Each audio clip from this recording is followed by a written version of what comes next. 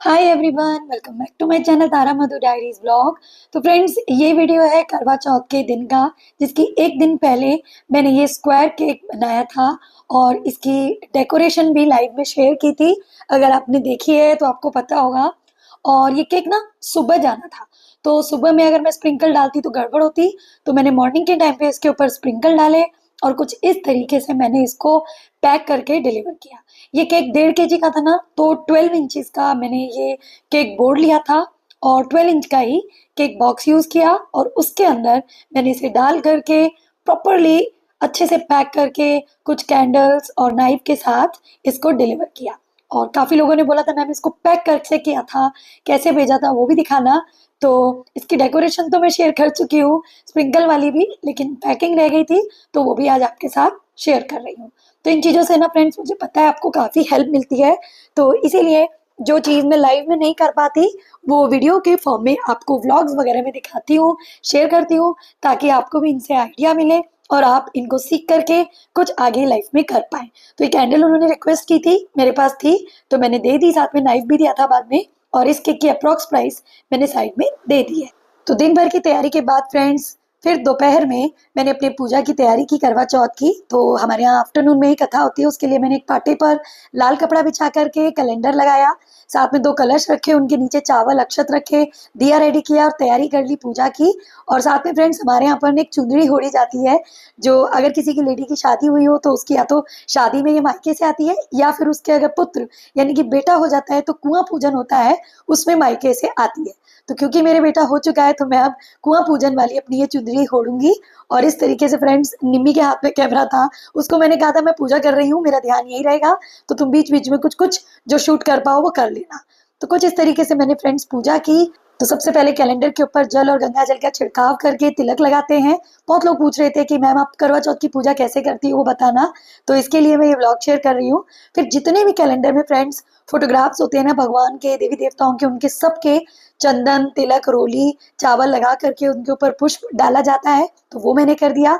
उसके बाद फ्रेंड्स, जो भी आपने भोग बनाया है वो रखिए अपने पास, फल वगैरह रखिए, और जो मिट्टी का करवा होता है उसके अंदर जल भर करके उसके अंदर थोड़ा सा हल्दी चावल डाल दीजिए, ऊपर उसके ढक्कन के ऊपर कुछ पैसा रख दीजिए, मिठाई रख दीजिए।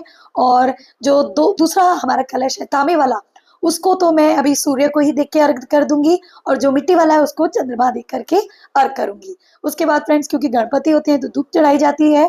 और यहाँ पर मैंने कुछ सूट वगैरह, उसके ऊपर श्रृंगार का सामान वगैरह रख दिया है, और वो मनसा जाता है जिनकी मदर इन लॉ यानी कि सासू माँ होती है उनके लिए, और जिनकी नहीं होती वो अपनी ननद वगैरह को भी दे सकते हैं। तो मेरी जब तक सासू माँ थी मैंने उनको ही दिया था, और अब मैं अपनी सिस्टर इन लॉ यानी कि अपनी ननद के लिए ये सामान जो है मानता का, वो निकालती हूँ। उसमें कपड़े होते हैं, साड़ी, जो भी आपको देना हो, सूट, पैसे, श्रृंगार का सामान, वो सब। तो यहाँ पर ये सब मैंने भगवान को उनको टच करा दिया है। और फिर मैंने दिया जला करके करवा चौथ की जो कथा होती है वो पढ़ी। एक करवा चौथ की कथा तो फ्रेंड्स कैलेंडर पर लिखी होती है, जो वीरावती की है, जिसके 4 भाई होते हैं, एक वो और एक गणपति की कथा करनी होती है, तो वो मेरे पास बुक में लिखी है। तो मैंने दोनों ही कथा इसमें कर ली, श्रृंगार का सामान चढ़ा दिया और दिया जला दिया, और इस तरीके से आरती वगैरह करके गणपति की मेरी पूजा जो है, कथा जो है, वो हो गई। उसके बाद फ्रेंड्स, ये जो तांबे वाला कलश है इसका मैंने अर्घ जो है वो सूर्य भगवान को दिया। साथ में मैंने जो मिठाई बनाई थी, फल जो मंगाए थे वो यहाँ पर चढ़ाए, और ये सब प्रसाद में आपके लग जाता है। और यहाँ मैं पूजा कर रही हूँ, मुझे नहीं मालूम निमी क्या कुछ वीडियो बना रही है, तो बस उसने जो शूट कर लिया वो सब मैं आपके साथ यहाँ शेयर कर रही हूँ। उम्मीद करती हूँ आपको अच्छा लगेगा। और आपके यहाँ पर ये पूजा कैसे की जाती है वो भी मुझे बताइएगा। और फ्रेंड्स, पूजा करने के बाद मैं कलश को थोड़ा डेकोरेट भी कर रही थी, क्योंकि बोलते हैं 13 बिंदी या स्वास्तिक का निशान जरूर अपने गरबे पर बनाना चाहिए, तो वो भी मैंने बना दिया। कथा में जैसे जैसे आता है फिर मैं वो करती जाती हूँ। और पहले तो मेरी मदर इन लॉ मेरे संग होती थी तो उनके संग करती थी, अब जब वो नहीं रही तो मुझे ये अकेली ही करनी पड़ती है। और हमारे यहाँ ना 4 बजे के करीब मंदिर में भी एक प्रोग्राम था, मुझे वहाँ भी जाना था, और इसीलिए मैं लाइव जो दोपहर में बोल के गई थी 1 बजे आऊँगी, वो नहीं आ पाई थी। वैसे मंदिर में जो कथा होती है मुझे वो वैसे तो कोई मतलब नहीं है क्योंकि मैं यहाँ कर चुकी हूँ, पर हमारे यहाँ जितनी भी लेडीज़ थी कैंपस की, उन्होंने बोला कि आइएगा, अच्छा लगेगा। और यहाँ फ्रेंड्स एक चीज़ और बता दूँ, जब कथा करते हैं ना तो कुछ चावल और पुष्प हाथ में लेकर के ही कथा सुननी चाहिए, कभी भी खाली हाथ नहीं सुननी चाहिए। साथ में अगर आपके घर में कोई बच्चा है, बड़ा है, तो उसको अपने पास जरूर बिठाइए और उसको बीच में बोल दीजिए कि तुम हुंकार भरते रहो, मतलब कि जब मैं कथा पढ़ूं तो बीच बीच में ऐसे करते रहो। इसका मतलब होता है कि आपकी कथा जो है वो भगवान भी सुन रहे हैं और इस पृथ्वी पर और भी लोग सुन रहे हैं। अगर आप अकेले कथा कर रहे हो तो उसका मतलब ये है कि बस आपने इसे पढ़ दिया। तो मैं हमेशा अपने बच्चों को बिठाती हूँ और बगल में बैठे हुए हूँ कर रहे हैं, उनको मालूम भी नहीं कब कितनी बार करना है, बस हूँ ऐसे करे जा रहे हो। मुझे इतनी हंसी भी आती है, पर अब आदत आदत जो है वो हो चुकी है। और कथा पूरी करने के बाद फ्रेंड्स ये जो चावल अक्षत होते हैं ना, पुष्प वगैरह, ये आप थोड़ा सा तो अभी दोपहर में अर्घ दोगे उसमें चढ़ा दिए जाएंगे, और थोड़ा मैं अपनी चुंदड़ी के पल्लू में बांध लूंगी, और जब रात में कोई भी ड्रेस पहनूंगी तो फिर से इस चुंदड़ी को अपने सिर पर रख करके ही अर्घ देना होता है। और ये हमारे यहाँ मतलब फिक्स है, शगन का होता है, तो ये आपको होनी ही होनी है। कोई भी हो, होली की पूजा हो, दिवाली की पूजा हो, रक्षाबंधन की पूजा हो, करवा चौथ की पूजा हो, होली अष्टमी की हो, ये चुंदड़ी जो है वो आपको अपने सर पर रखनी होती है।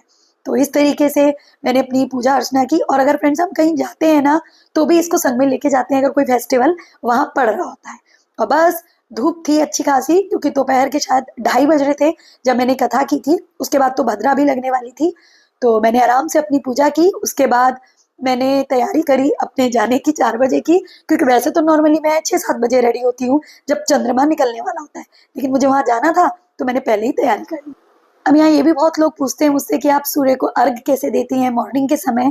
तो फ्रेंड्स, सुबह के समय हो या कभी भी सूर्य देव को अर्घ देना हो, आप अपने जल में हमेशा सूर्य देव का जो रंग होता है उसके जैसा रोली डालें, हल्दी डालें, वैसा ही पुष्प डालें, और फिर ओम भूर्भुवः स्वः तत्सवितुर्वरेण्यं भर्गो देवस्य धीमहि धियो यो न प्रचोदयात्, इस मंत्र का जाप करते हुए जल डालें और 2 परिक्रमा करते हुए 18 बार ओम सूर्याय नमः, दिवाकराय नमः, भास्कराय नमः बोले।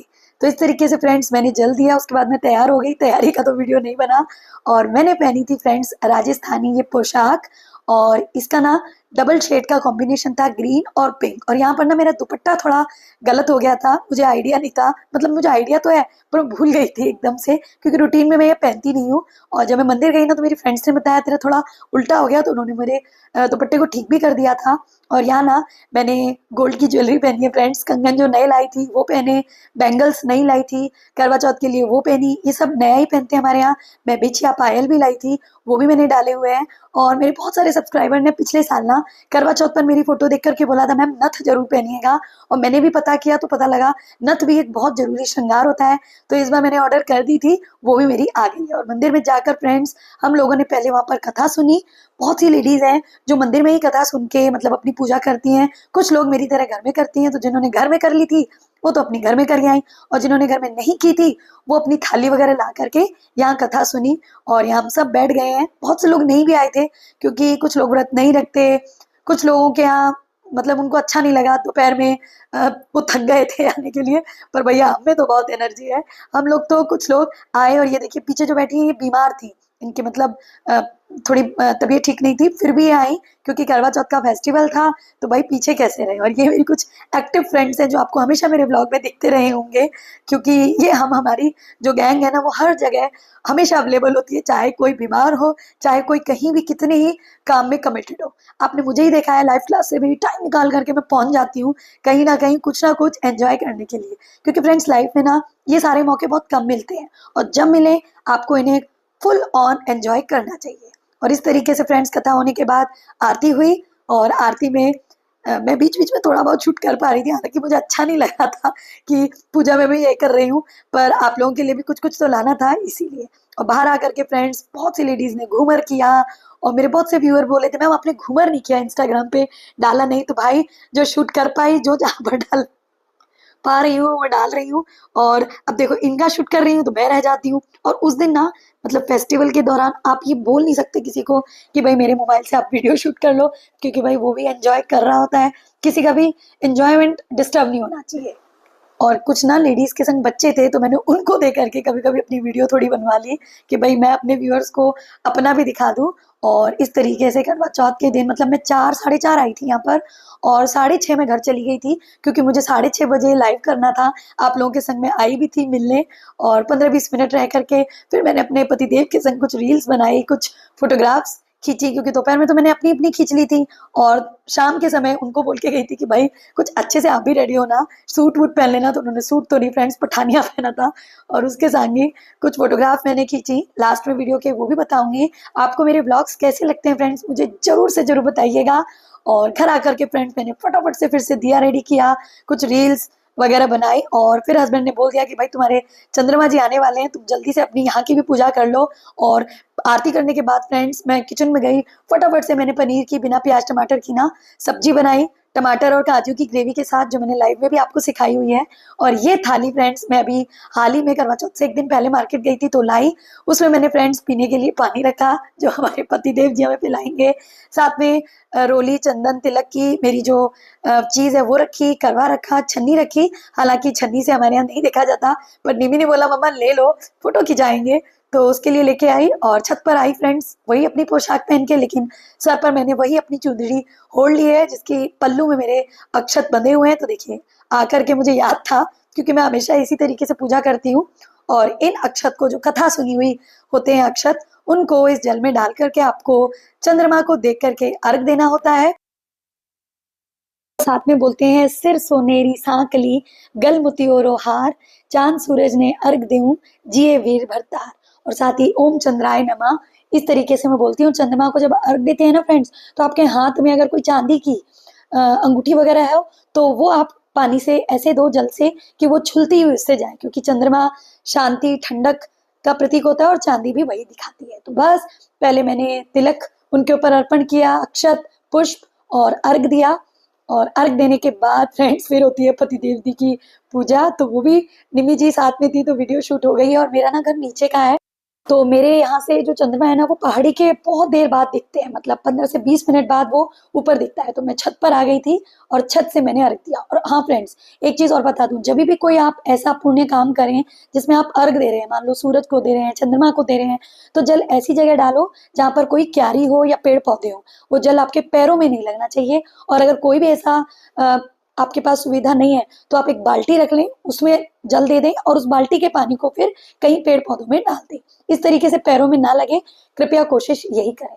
तो मैं हमेशा नीचे अपने घर में तो पेड़ वगैरह में डाल देती हूँ, और छत पर भी देखिए यहाँ कितने सारे पौधे लगे हुए हैं, तो वहां डाल दिए। अब फ्रेंड्स ये जो हो रहा है वो हमारे यहाँ नहीं होता है, छन्नी से चंद्रमा को देख करके पति को देखना, ये निम्मी जी के आग्रह पर हमने किया। हमारे यहाँ पर यहाँ से होता है, मतलब चंद्रमा की पूजा करने के बाद जो आपके पति परमेश्वर है उनके तिलक लगाओ, पुष्प चढ़ाओ। और मेरा क्योंकि बेटा साथ में रहता है तो मैं उसके भी लगा देती हूँ हमेशा, क्योंकि वो देखता है। उसको मैंने बोला है कि 3-4 दिन बाद तुम्हारी भी पूजा होगी होली अष्टमी पर, लेकिन बड़ों के संग बच्चों की भी हो जाए तो कोई बुराई नहीं है। फिर उनको मैंने मिठाई खिलाई, मेरे हस्बैंड बोले यार तुम खाओ, तुम्हारा व्रत है, मेरा थोड़ना है। और ये पानी जो हम लाते हैं वो पीते हैं। कुछ लोग फ्रेंड्स करवा से ही पानी पिला देते हैं अपनी वाइफ को, तो वो गलत होता है। एक स्टील का बर्तन लाएं और उसमें पानी पिलाएं।